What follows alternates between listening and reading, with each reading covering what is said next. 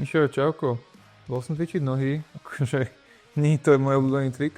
Povedal som si, že musím sa do toho dostať znova. Tak som si poradne nacvičil a ani na vecko sa nemážem. Tak poďme to rozobrať bližšie. Miša, čo je to prosím ťa tá svalovica? Lebo viem, čo to je, ako bolí ma to, je to niečo, čo sa väčšinou stáva po tréningu, po intenzívnom, ale ako by som to mohol tak inak porozumieť? No, svalovica. Svalovica je dosť široký pojem, by som povedal.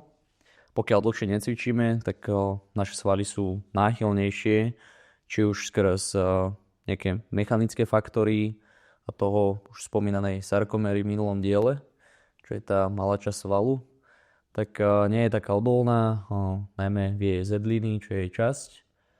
A taktiež naše neurálne faktory skrz to, že tie svaly nevieme tak aktivovať a teda nevie sa to napätie počas toho tréningu preniesť na všetky svalové vlákna, tak to spôsobuje to, že niektoré vlákna, najmä tie rýchleho typu, lebo tie už pri tom, ako si povedal, intenzívnom tréningu zapájame, sa poškodia, už aj zase sa dostávame späť sarkoméram, tak tieto sarkoméry ostanú poškodené, vytvoria sa tzv.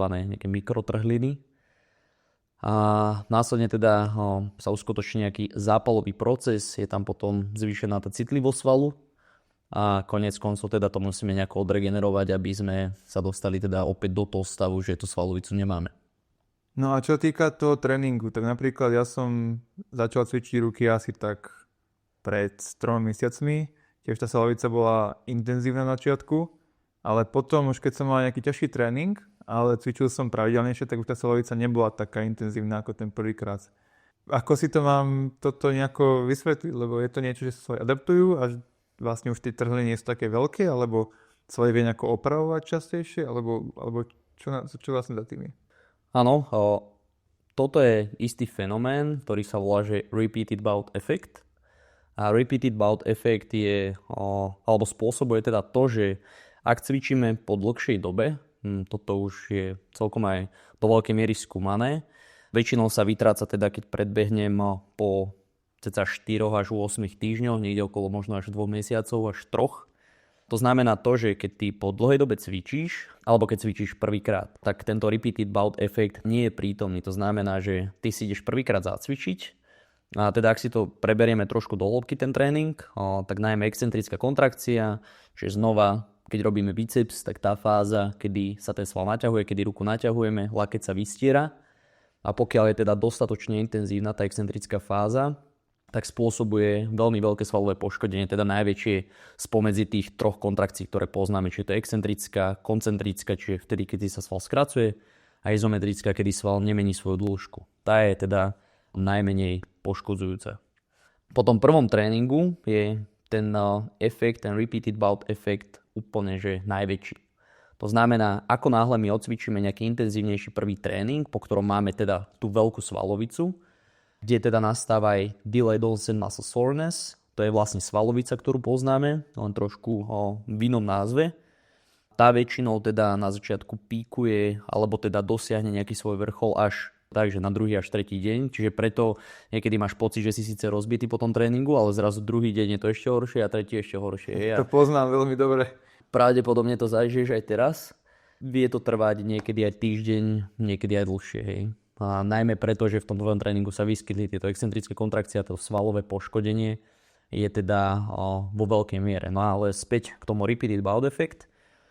Je to celkom zložitá téma, ale malo by to tak byť, samozrejme znova. Ja som to neskúmal, ale to, čo nejako viem a čo som si študoval, tak malo by to mať za následok to, že po tom prvom tréningu, ako náš centrálny nervový systém, teda tá mechanická zložka sval, dostanú to svalové poškodenie, dostanú ten damage.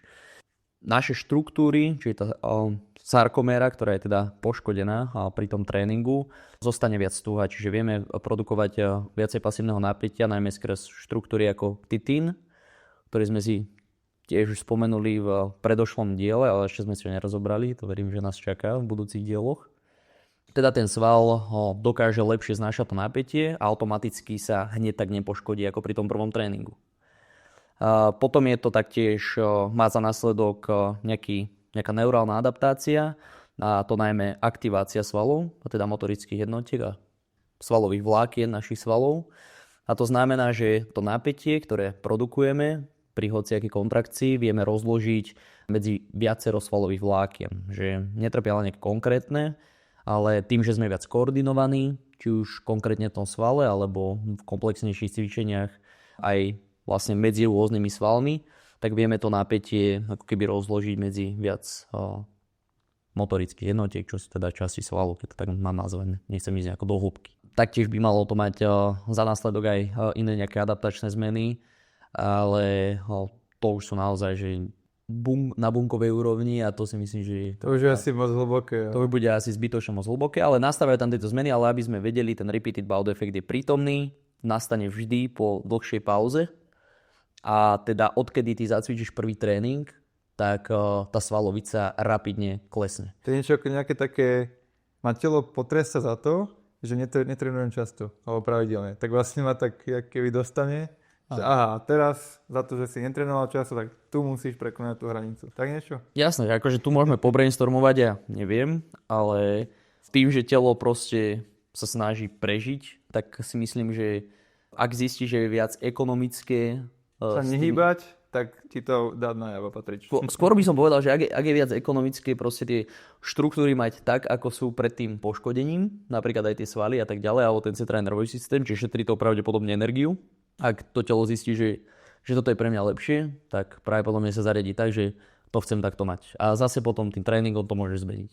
Jedna vec, čo som tak chcel opýtať, predtým ako zabudnem, prosím ťa, je to, že či máš nejaké časti tela, na ktoré tá svalovica viacej vplýva ako na iné. Napríklad, keď spravím podobný tréning, podobne intenzívny tréning rúk a nôh, tak či nejaká časť tela, napríklad ruky, či viacej ich tá svalovica zasiahne, alebo či zasiahne menej, alebo... Dve také veci by som tam možno pripomenul. Neviem ti na toto odpovedať úplne asi, že odborne, že by som vedel, že to presne takto je, ale keď sa na tým nejak racionálne zamyslíme, tak väčšie svalové skupiny, tým, že obsahujú viac sarkomér a celkovo viac svalov, tak pravdepodobne môžu dosiahnuť aj väčšie poškodenie celkového toho svalu. To znamená väčšiu nejakú zápalovú reakciu a teda sa poškodí násobne viac teda tých štruktúr, tak pravdepodobne tá bolestivosť bude vyššia. Okay. Keď sa bavíme teda konkrétne o svalovici. Taktiež si myslím, že pri niektorých cvičeniach dal by som konkrétne rumúnske mŕtve ťahy. To som počul. To si myslím, že mi dajú za pravdu viacerí, teda keď cvičíme rumúnske mŕtve ťahy, tak z môjho pohľadu teda primárne zapájaná svalová skupina je zadok a teda potom sú to vystierače chrbta, ktoré skôr pôsobia izometricky a sú to hamstringy. Hamstringy si myslím, že tuto zažívajú do veľkej miery tým, že vieme veľmi navodovať, čiže vieme dvíhať veľkú hmotnosť pri tomto cvičení, lebo dá sa vykonávať bilaterálne, čiže na obou nohách sme tam veľmi stabilní, čiže dokážeme dvíhať veľké váhy, áno, veľké hmotnosti. A teda hamstringy tým, že sú dostatočne veľká skupina, ale zároveň jednak obsahujú celkom veľa rýchlych svalových vlákien, ktoré majú väčšiu tendenciu byť poškodené a z nich máme tú svalovicu viac. Tak, a tým teda, že sú nejaká druhotná, aj nie že druhotná skupina, alebo že vykonávajú taktiež to vystieranie bedra ako sedací svaly, ale teda ten sedací sval, celkovo skupina sedacích svalov je väčšia, veľakrát vo väčšom objeme. Hej. Takže tam proste tým teda, že primárne to budú sedacie svaly, ktoré tam pracujú a ktoré ani nenatiahneme do takej extrémnej dĺžky. No a hamstringy natiahneme, ak teda vykonávame rumúnsky mŕtvyťah v plnom rozsahu, tak sa dostávame do veľkých dĺžok, je tam celkom veľká excentrická záťaž na tie svaly a teda oni to celkom otrpia a väčšinou tá svalovica primárne na tých hamstringoch po rumúnskych mŕtvyťahoch býva. A stretol som sa už aj s tým, že ľudia mali fakt, že mesiace po rumúnskych mŕtvyťahoch na hamstringovú svalovicu, čo je celkom. Akože v kuse stále? Nie, ale že vlastne po každom tréningu rumúnskych mŕtvych ťahov. Ok, chápem. Lebo to mi tak prišlo, že... Ale mesiac v kuse svalovice to by som asi nedal.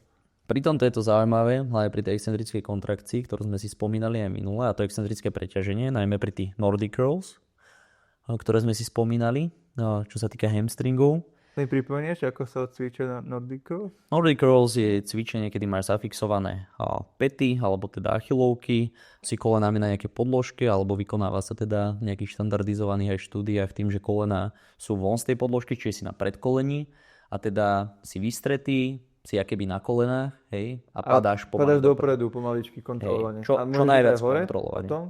Môžeš ísť aj hore, pokiaľ to samozrejme zvládne. Teda, no. Okay. To je veľmi ťažké, hlavne to, že opäť keď sa vrátime k tej sarkomére, tam je veľmi v natiahnutom stave a keď z tej veľmi predloženej fázy sa musíš dostať zase naspäť a tam generovať veľké napätie, tým, že trošku sa odbočím, ale pri excentrickej fázi sa napájajú teda aj pasívne štruktúry, ako zase ten titín, ale kdežto pri tej koncentrickej fázi to zase je iba na tých priečných mostíkoch medzi aktínom a myozínom, tak tá excentrická fáza ty ju vieš ešte pomerne odkontrolovať, keď to trénuješ, ale tá koncentrická je veľmi ťažká. Napríklad aj dnes na tréningu sme robili so zverencom, vieme robiť plus 15 kg dokonca, plne kontrolovaný Nordic curl až po zem, ale mali sme veľký problém spraviť jedno opakovanie s 5 kg kotúčom, že aj koncentricky, čiže aj smerom nahor. Že tam aj možno nejaký príklad z praxe, že jednak je tam veľká paka samozrejme, ale z tých veľkých dĺžok svalových je to celkom zaujímavé. Dobre, a keď teda mám tú svalovicu a Norikat už ju nechcem mať, aby ma nejako ovplyvňovala, viem nejako urýchliť tú svalovicu, že by mi odišla skôr, či už nejaké maste napríklad, nejaké cvičenia, alebo to nie je možné, proste musím si to odtrpieť, musí to odísť, musím oddychovať a to je všetko? Áno. V regenerácii som pri nie až tak veľmi sčítaný. Každopádne, čo si myslím, že sa stále nemení a čo je proste ten základný pilier, tak to je spánok. To má na regeneráciu, najmä po silovom tréningu alebo po hociakom tréningu, ktoré spôsobí nejaké poškodenie. Z môjho pohľadu najväčší vplyv spolu so stravou. Aj čo sa týka fáz spánku, aj pri spánku sa ti vylučuje rastový hormón, hej, že celkovo samozrejme iné štruktúry a orgány ako mozog, hej, tam dostávajú všetky potrebné adaptácie. Každopádne, čo sa týka svalov, tak veľmi je to esenciálne, pokiaľ sa dobre vyspíš po nejakom náročnejšom tréningu a hovorím takisto tá strava, obsah bielkovín, ak sa nemýlim do určitej miery by mali pomôcť aj omega-3 mastné kyseliny, čiže je nejaká ich možno suplementácia, prípadne nejaké jedlo, ktoré obsahuje možno väčšie množstvo omega-3 mastných kyselín.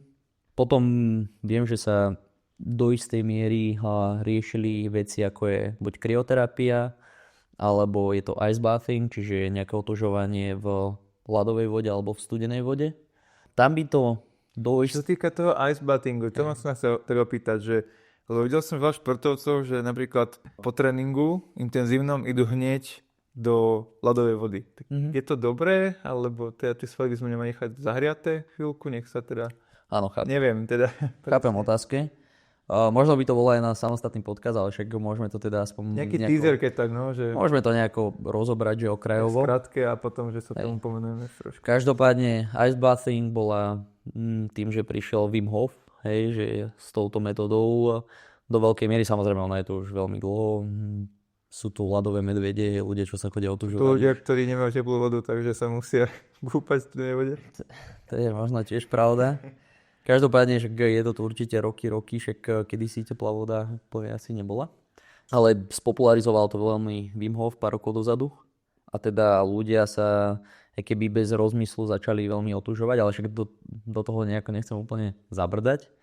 Ale keď sa teda pozrieme na to, že veľa ľudí aj začalo chodiť teda do nejakých buď do riek, jazier alebo do nejakých kadí a presne aj športovci, má to zmysel z môjho pohľadu vtedy, keď športovec zažíva nejaké náročné obdobie, kedy potrebuje napríklad počas turnaja alebo počas nejakého náročného tréningového obdobia, kempu a tak ďalej, ak jeho primárny nejaký cieľ nie je narast svalovej hmoty, tak si myslím, že to dáva zmysel na to, aby pomohla tá studená voda mu znižiť tie zápalové procesy, ktoré vznikli v tele a následne teda bol schopný odrobiť viac práce, respektíve možno rovnaké množstvo práce, ale pri nejakom menšom opotrebení tých svalov, respektíve znižení tých zápalových procesov a teda sa bude cítiť lepšie.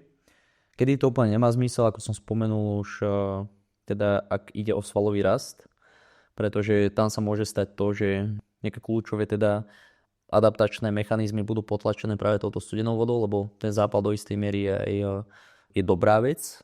Nastávajú nejaké adaptácie, ktoré samozrejme, keď prepískneme, keď budeme mať ultra náročný tréning, tak sa môže stať, že budeme odpálení fakt na týždeň a nie je úplne asi ideálne mať jednu tréningovú jednotku, možno ako veľmi intenzívnu na to, aby sme mali nejaký ideálny nárast svalovej hmoty, čiže treba si to rozložiť. Stále určite nabereme svalovú hmotu, ale že pokiaľ chceme byť úplne že ideálny, tak teda úplne sa to asi neodporúča. Ale určite, ak to niekomu prospieva a proste chce sa hýbať, trénuje, tak ďalej proste není profesionálny športovec, blablabla, tak si myslím, že je to asi v poriadku. Hlavne, že sa hýbe ten človek. Hlavne, že robí niečo dobre pre svoje telo, že? Presne tak, však o tom je to. A hlavne, keď to pomôže aj možno nejaké mentálnej stránke, aj to, že prekonať sa trošku a tak ďalej.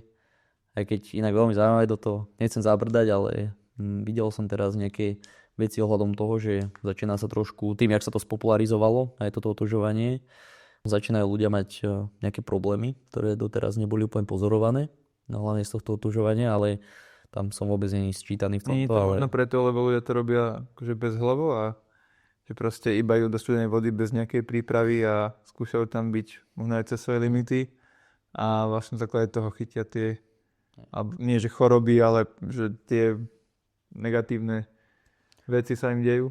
Určite to má veľmi veľa dôvodov, by som povedal. Záleží možno aj od nejakej genetickej predispozície na tieto veci. Záleží to nejakých vrodených možno porúch, vrodenej nejakej citlivosti aj na chlad, toho, aké stresové reakcie ti to spúšťa v tele.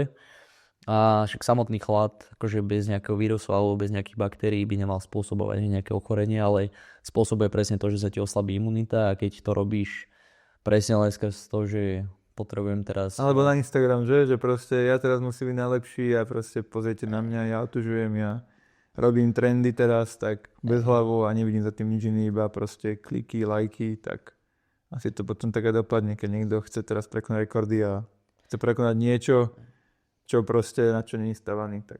Tak samozrejme, každý nie si robí, čo chce a však cieľe sa samozrejme musíme stavovať a prekonávať ich, ak teda to je nejaký náš zámer, ale hej, že nemali by sme ísť určite, ale takto do ničoho, hej, nemali by sme ísť úplne do takýchto vecí bez hlavu. S rešpektom treba ísť, podľa mňa.